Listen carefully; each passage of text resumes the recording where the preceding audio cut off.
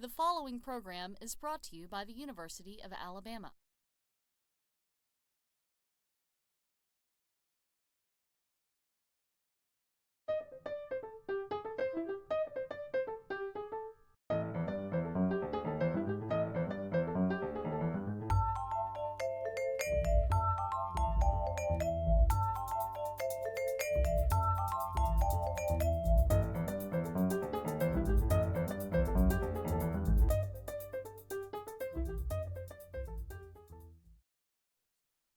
Stewart O'Nan is a successful, prolific writer of fiction.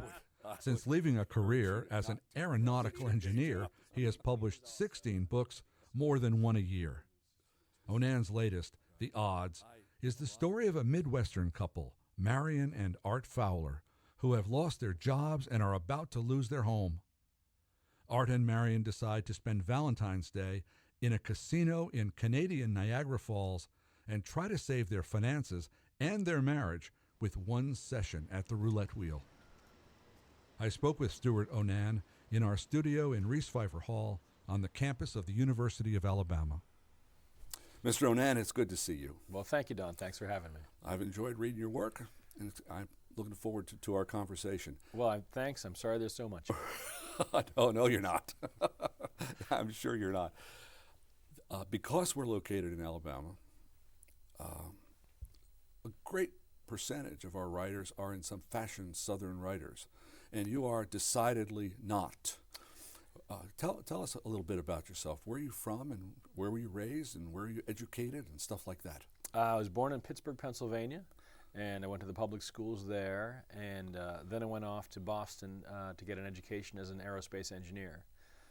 I worked in the business for Grumman Aerospace for about 6 years, working on mostly carrier-based planes like the F-14, the E-2C, the A-6.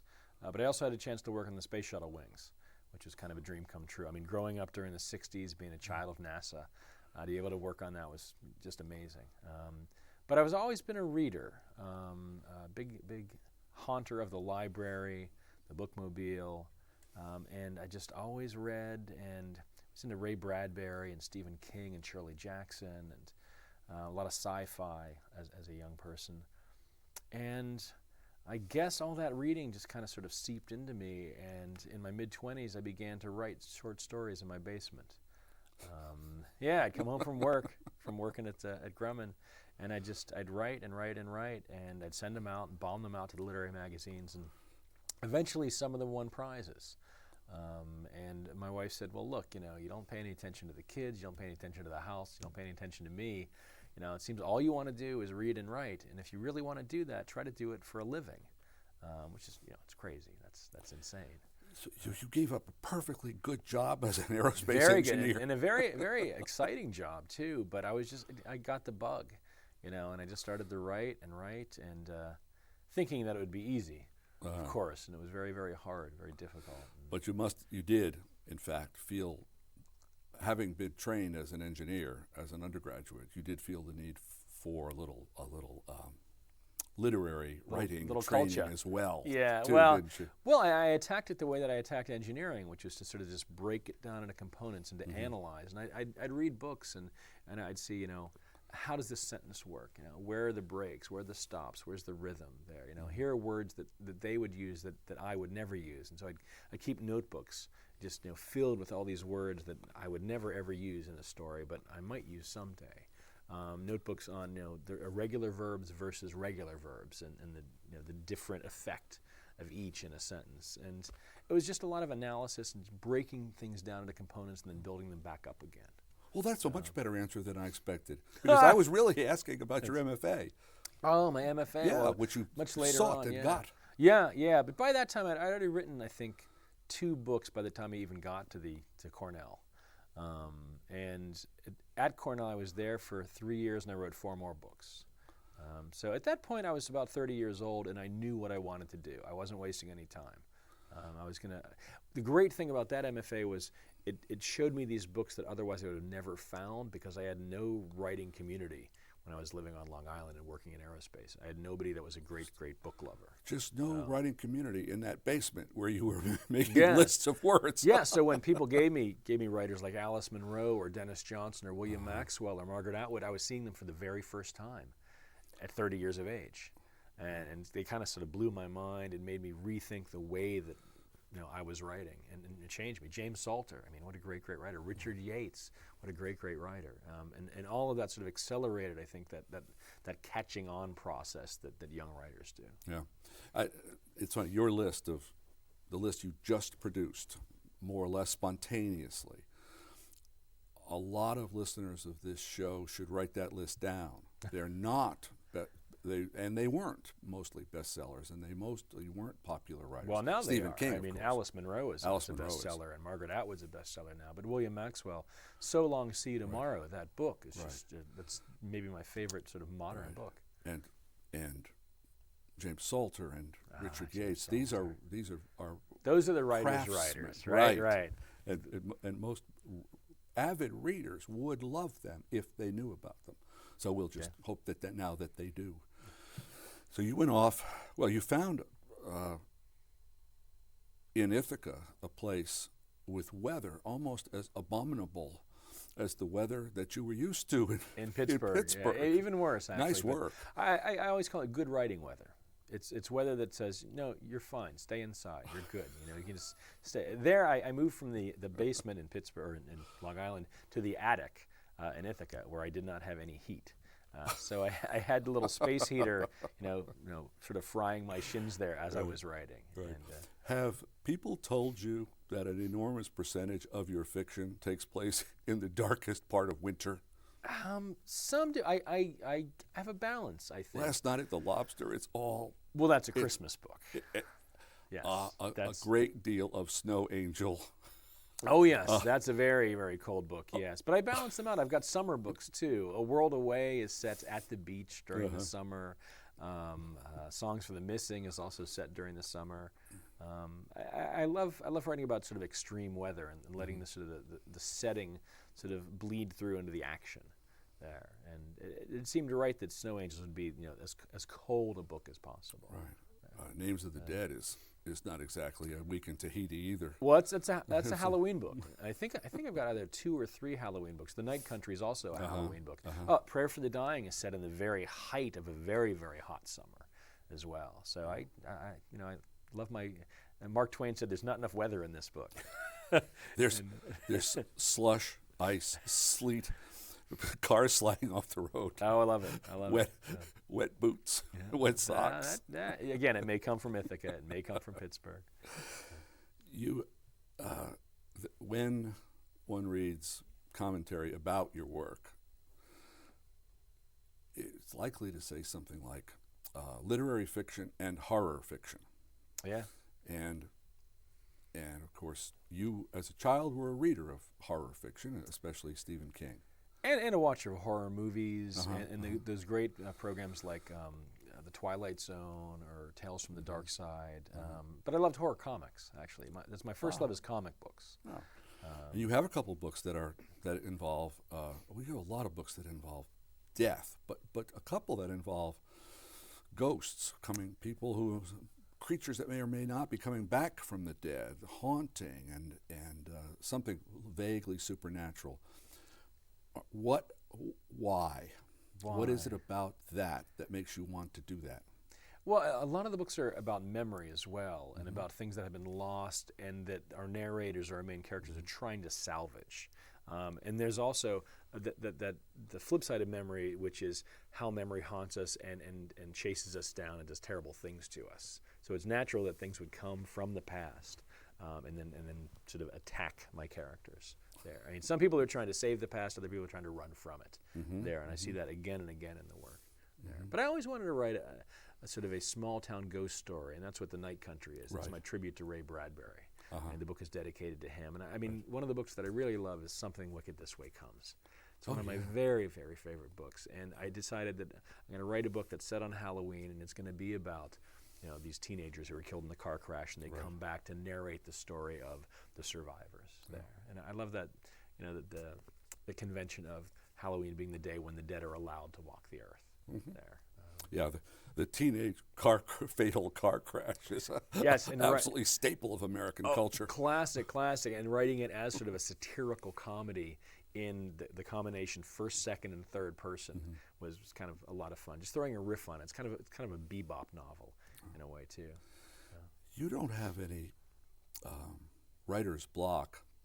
Oh yes, all, I do. Oh, of course you? I do. Of course I do. How about, well, you have 15 books in 15 years. Writer's or block something. is what you have all day long. You're always sitting there, going, what's the next sentence? What's the next gesture? What's the next thing that they're going to say? You don't know. You have no idea. At least I have no idea. Well, and I sit there and I sit there and I sit there until it comes. You sit at your machine and get your work done. And this would be every day. Yeah. Oh yeah. Every day, 9 to 5. I don't have another job, which is an amazing luxury to be able to pursue it and to do what I want to do. But it also gives you that responsibility of getting the work done. I'm not going to take 10 years to get a book out. I don't see how that happens. I think there's a certain point where you address it, get it done, move on, do the next thing. Well, you've just infuriated any number of listening writers who are thinking, I mean, I love William Gass, but I don't want to spend 30 years on the tunnel. It's just, I think one of the things that happens when people do write slowly is that the expectation for that piece of writing builds and builds until it can't meet the expectation, or rarely does. Well, I mean, Franzen's is a great case. I mean, he spent 10 years working on the corrections. It's a great book, and it's fresh. It's not leaden. It's not dull. It moves quickly. It's a light comic novel for the size of it. It's very nimble. And the same thing, I think, with Freedom. So he's found a way to do it. I just want more books from him. I don't want to wait another 10 years for the next Franzen book. I've spent a little time reading and thinking about William Styron, and in fact, we were lucky enough to have William Styron on this show once, and that was a great treat. He published a book every 7 years, but they were, each and every one was a blockbuster. And what I loved about Styron, they're so different. Stylistically, they're so different. The material's different, the approach is different, the voice work is so different. My favorite, of course, is his first, Lie Down in Darkness. One of my favorite books. Gorgeous. Really? Owes a little bit to Faulkner, I think, and maybe a little bit to Joyce as well. But still, lovely book. Well, as a student in high school in Pittsburgh or in Boston or in Ithaca, did you have an interest in Southern literature? Were there Southern writers that you cared about? Oh, of course. I mean, Flannery O'Connor is one of my very, very first favorite writers was Flannery O'Connor and the stories, and then also Wise Blood. Loved Wise Blood. Actually, I've written a screenplay to The Violent Bear It Away because it was a way, I mean, they'll never give the rights out, of course. The estate will never give the rights out, but it's a way of getting closer to the characters and re-inhabiting the book and seeing the choices that she made as a writer throughout the book, and also let you finish the book differently. I have a whole different ending on it. And you've written a screenplay about Poe as well. Poe, yes, another Southern writer, even though I think he was born in Boston. Well, some of that Southern Gothic, so-called Southern Gothic, is Gothic, which leads to Stephen King, which leads to the horror genre, and so on. Now, you're, as a child, as a teenager, you read Stephen King. Yeah. Then you collaborated on a book with Stephen King. Was that how did you connect with Stephen King so that you wrote The Faithful about the Boston Red Sox? Well, I'd always been a great fan of Stephen King growing up, and I would, I'd be there at the library the first day when the book came in. I'd be the first hold on that book. And then later, I wrote a very strange book, a novel called. Originally, it was called Dear Stephen King. That was the title of it. It later became called The Speed Queen because his lawyers were not real thrilled that I had used his name in the title, and Doubleday got into the mix, and there was just a whole big problem with that. And during that, I appealed directly to him. I said, forget the lawyers, forget the publishers. Here's why this book is titled this, and it's a writerly reason. It's not a marketing reason. It's a writerly reason. And he's like, yes, I understand that, but too many people sort of want a piece of him. And so he has to be very careful about that. And then he actually read the book, and he liked it. And he recommended it to his readers in his book On Writing, which was a great, great tribute. Yeah. And then he sent me a limited edition of one of his later books that said, From Your Dear Stephen King. And we just kept in touch, and over the years, he's a Red Sox fan, I'm a Red Sox fan. And one day in the summer, the phone rang, and he said, hey, it's Steve. You want to come see the Sox tonight? And I was like, of course. whatever else I was doing. He said, of course. Right. And we'd corresponded for so long that we had this sort of relationship already. And sometimes when you correspond with someone at a distance and you've never met them, then you get together and things don't click. We sat down, and within minutes we were just sort of riffing off each other. And we have the same background. We have a lot of the same loves. The sort of pulp fiction of the 30s and 40s, the old sci-fi, Charles Beaumont, Richard Matheson, all the cheesy big bug films in the 50s. So we just sat there and just had a great, great time. And since then, we've just been going to the games. And 2004. The 2004 season was luck. Yeah, it was great, great luck. I had just finished a book, and my editor is a great Yankee fan. And I think he saw this as a way of rubbing this in, because after Game 7 of 2003, which Tim Wakefield gives up the home run to Aaron Boone, he was just ribbing me, just terribly. And springtime came around, he asked my agent, he said, would I be interested in writing a book about the Red Sox? Because it was going to be a very interesting year with the A-Rod thing in the offseason. And I was like, well, I'll write it if I can write it with Steve. And of course, the editor was like, oh, of course. Of course. We love that. And I asked Steve, and he says, well, I'm really busy. I'm finishing up the Dark Tower series, but, I can say a few words here and there. You'll do 90%, I'll do 10%. My name will be on it. It'll help sell it and all that. And of course, once we got into the season, I knew he'd just get into the spirit. And he loves the game. He's an addict like me. Yeah. We're just addicted to the game, and he loves to write, and he writes clean and quick. And both of us write pretty clean and quick, and that was the hardest part of that book, because as the season goes on, the pages pile up. Yeah. And we get to the mid-season, and I've got 500 pages, and it's a sports book. This is not going to be a 1,400-page book. Right. So immediately we start winnowing, and didn't look like the Sox were doing anything that year. I mean, halfway through, they're 10 games back, and they didn't look good. But I said, hang on, we'll be okay. The offense will kick in, and that's what happened. Right. And So sometimes you went to the game together and sat Yep. side by side. Sometimes you watched it on television and emailed back and forth. Yeah, sometimes we watch in very different Right, places. right, There right. was a week where I was away from the season completely. Right.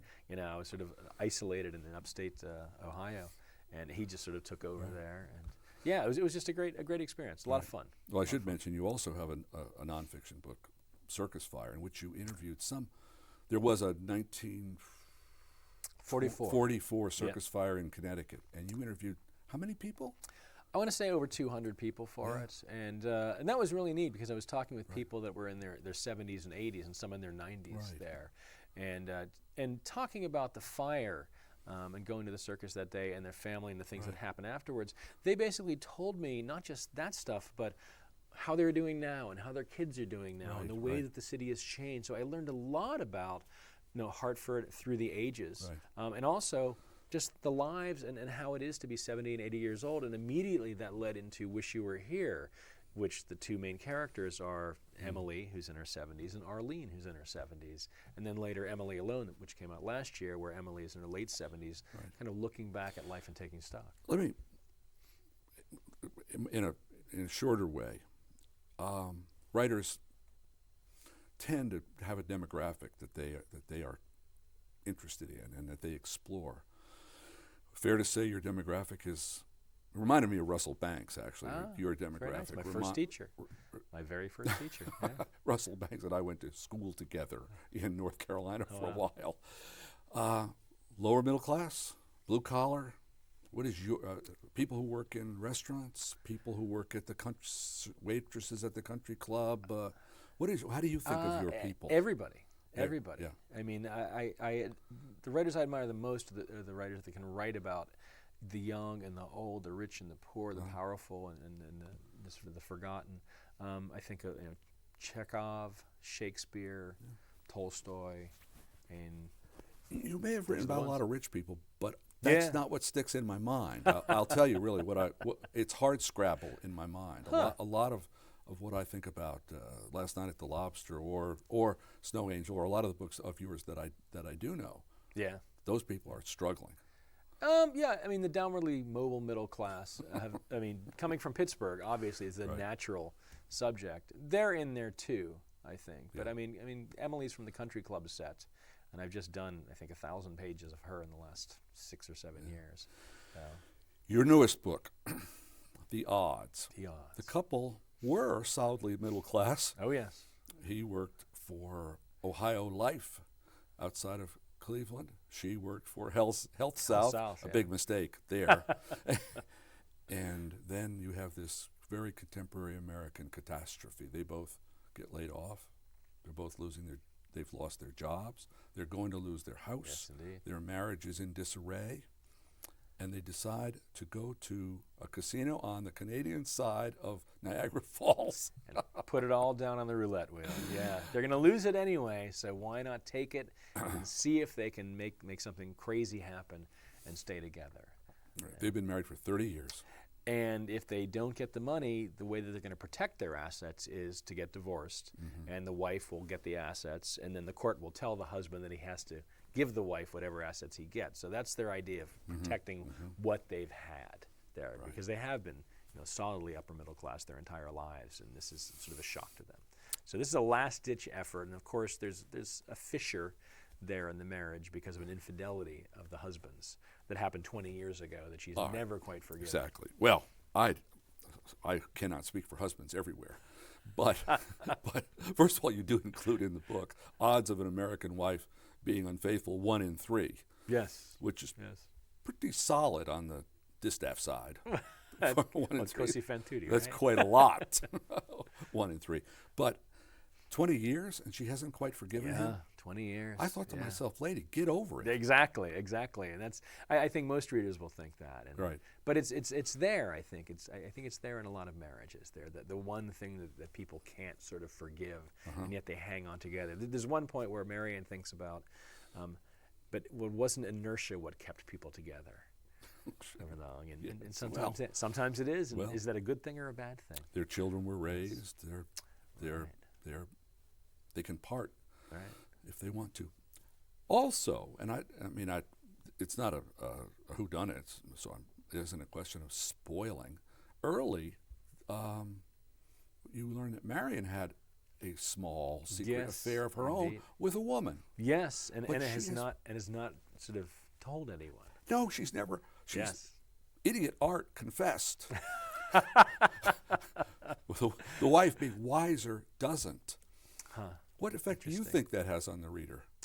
Well, I think it could turn people a little bit against Marion in that she has this secret there. But of course, I think we understand that why she did what she did, which is based, of course, on the way that she sees herself because of what Art did there. And it's very simple and yet very complex at the same time, I think. And the bond between them is very complex. I mean, it's 30 years of everything. Everything in the world. At one point, she says, the happiest that she'd been was with him, and the saddest.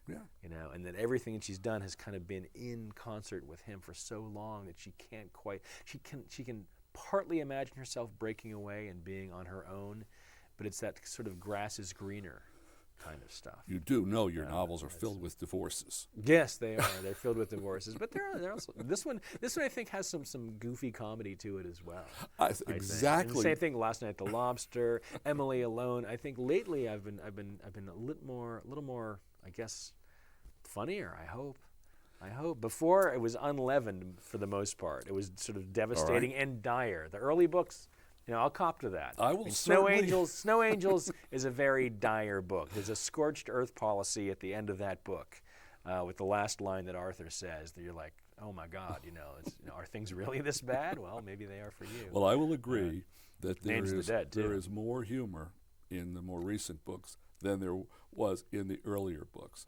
But if you were thinking about going stand-up, I would urge you not to quit your day job. Speed Queen is also a comedy of sorts. It's sort of a mordant, sort of twisted Pulp Fiction-like comedy. But.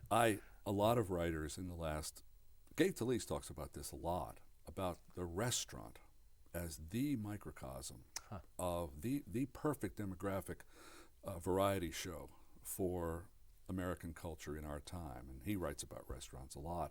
Lobster was one of those. You have Manny, you have the black characters, the white characters, the customers, and all that interrelationship. It is the little ship of fools there. The restaurant through a long day. And that's one reason it's set in New Britain, Connecticut, the actual place, New Britain. And New Britain is like that. New Britain is sort of melting pot America. It's got the the old melting pot, when they had this sort of the ball bearing business going there, and it's got new melting pot. We know with Manny and all the people coming up from the islands and all that. And it seemed just a nice sort of collision there. And again, that American fabric. Right. And where did I read? I read somewhere that you had so thoroughly researched life at a Red Lobster that your family was sick of hearing about it. Oh yeah, of course. Well, that's true of every book. Every book, because I don't really write from my life. I usually write about other people. Right. I always go out and I do a lot of first-person interviews, a lot of first-person sources. That's where the real stuff is. I mean, looking at something from the outside or doing book research or even internet research is not knowing the place. So you go to the people that know, you talk with them, you say, what do I have to get in the book? Right. For Lobster, I talked to a lot of servers. He said, you got to get the kid that the mother will not make sit down. You got to get the kid that's just running wild in there. Yeah, the customers were an important part of very, that very book. important. And the relationship between sort of the front of the house workers and the customers there is classic. It's a little world, and they all have their loves and their hates and their quarrels. And when I wrote the book, my agent said, who's going to really care about a Red Lobster? And now I'll do readings, and I'll say, how many people here have worked food service? And half the room will raise their hands. It's most of us pass through it. At some point, even if we're high school or college. Yeah, and there's millions of people out there working it now. So it's a world that people have been to and can relate to and understand, and just no one had really taken it seriously before that. Well, The Odds is the new one. Yes, indeed. And it looks to me as if, it's a lot of fun. I think part of the fun of that book is the what would you call it? The section headings epigrams. There, yeah. Odds of being killed in a bus accident. Yes, right. Odds of divorcing and then remarrying the same person. Right. Yeah. See, the odds of an American wife being unfaithful, 1 in 3. Odds of surviving of going over Niagara Falls in a barrel. About the same. I think it's 1 in 3 as well. Yeah. Well, some people like to talk. Some writers like to talk about what they're working on next, and some don't. Which one are you?